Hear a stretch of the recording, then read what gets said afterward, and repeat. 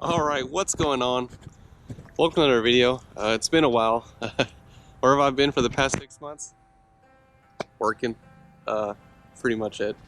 Nonetheless, I'm just gonna kind of quickly go over or give you guys an update on this 250. I put roughly already, it has about 20,000 miles on it, and I'm just gonna kind of go over what you can expect if you opt to purchase a F250 with the Power Stroke engine. Just real quick, it's a 2019 6.7 four-wheel drive, nothing special. But let's start with, first of all, have I had any issues with it? And the answer is absolutely not. I have not had one darn issue on this truck. The only thing I've had to do was diesel, obviously, maybe 2 oil changes, and then 1 fuel filter change. And it's actually about that time to change out the fuel filter as well. But nevertheless, this thing is a beast. It has never failed me. It's always turned on. Actually, speaking of things, there's one thing that kind of concerns me a little bit, and I'll show you in a second.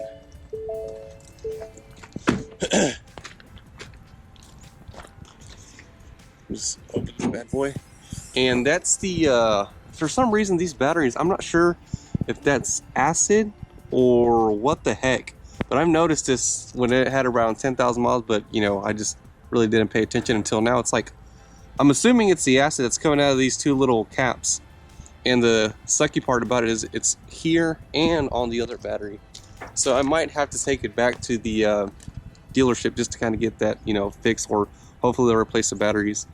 More than likely, you know, if I were them, I'll just replace them just to kind of, because I mean, I don't think you can fix this. Maybe it's too much acid in there, but I don't know. But the little dial deal is green, so I don't know. That's probably the only thing that I could see that might cause something down the road. And like I said, I'll just have to take that back to the dealership. But other than that, let's see here. Suspension, it's a little stiff. You know, it's a F250. You know, it's meant to pull and all that. I did pull it once with the dump trailer, and this thing pulls like a beast. It was like, you know, a small little trailer, but hey, it's still weight on it. And when people say you don't feel it, I mean, I beg to differ. You kind of feel it. You do feel a jerk, you know, here. And there was a bumper pull, by the way, if you're curious. And but nonetheless, it took it like a champ. And like I said, it's just been a real good truck for me. Let's see here. The tires, like I said, it's 20,000 miles, and it's a Goodyear Wranglers. And you can see that it has, oh, it's like it. Well, they're all kind of filled with mud, but it still has decent tread. I think I can still squeeze out another, what, 20,000 miles on it, maybe 30, 25 and 30. I don't know, but they're pretty great. They don't, well, in the rain, well, I guess it depends how heavy your foot is, but it does slip a little bit, and that's because, like I said, I kind of gas it here and there. And it also, this thing, by the way, spins tires like a, let's see here. Yeah, tires are great. Let's see here. Any other issues? Nope. I'm trying to think here, because like I said, I haven't had anything with it. It's a good old diesel. I mean, I got no complaints about it. Oh, one thing I do got to do is get a bed liner. It's been I don't know why I haven't done that, but I got to get that done. That's probably the next thing I'm gonna do to it. Let's see here. Interior wise, the only complaint I have about this truck is, actually, the interior itself is great. You know, I mean, it's nothing like, you know, fancy like leather, but I still enjoy it. It's cloth, you know, it's nothing too big of a deal. But when it was like about 3 weeks ago, and in here, hold on, let me go on the other side, it'll probably be better. It's because the sun's glaring at us. But anyways, this pillar right here inside, I don't know if like a wire fell down or something. So when you hit a bump, you can hear it kind of rattle there, and it gets kind of annoying, but like, you just turn out the music and it'll drone it out. That's about it. As far as like, I say interior quality goes, I mean, it's still great. I mean, it's held up great. There's no issues with it. Yeah, it's just, you know, typical work truck.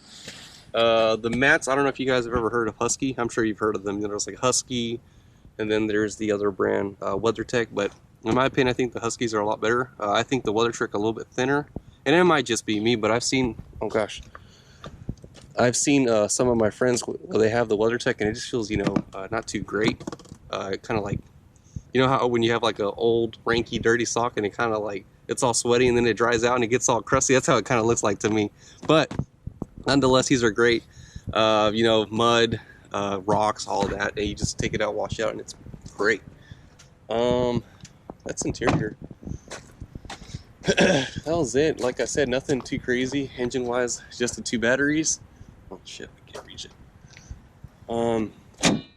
You know what's pretty cool is that I have not gotten a rock chip, or maybe somewhere in the wheel wells, but or a scratch. It's weird, and not even a dent. I'm like, dang, I guess I got to do one myself. No, I'm just kidding, I'm not gonna do that. But that's about it. I was just trying to give you an update what you can expect from these trucks. I think, in my opinion, I think Ford actually nailed it on this one, since it's the last year that they're coming out with their, I think it's their, is it Gen 2 6.7? And I think they nailed it on this one. I haven't, oh, you know what's one thing that I did notice is that we had a 3500, and one of the issues was on that truck was the emissions, you know, like the DPF. We had to take it back. They had to replace the whole DPF system, take it back. Then the check engine light came back again about 5,000 miles later. Then they had to retune it and all that, you know, BS. And I was like, man, I hope it doesn't happen to this truck. And luckily, man, I push it, you know, I drive it a lot. And I haven't had one issue with the DPF system. Now, maybe down the road I may, but for the most part, you can expect, you know, 20,000 miles to be pretty decent. You shouldn't have any problems. Now, when you start going up there to 50, 80, or 100, maybe I'll have issues, but by that time, I'm sure I'll have it deleted and all that. Now, as far as mods go, I have not done one thing to this truck.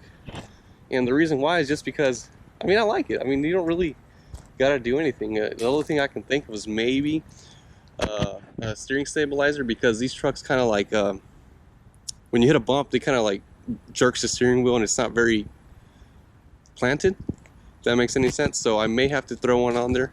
And then as far as suspension, I don't know, because these are, you know, meant for pulling, and I may purchase something that'll, you know, we have to maybe in the future purchase a trailer or something, because, like, you know, if I go with, like, say I'm sure it'll work if I go with like Bilstein's Foxes or whatever, but I don't know, I think they're designed to withstand the load. So I was like, maybe I won't change it, but I don't know, we'll see. But I definitely have to do the steering stabilizer.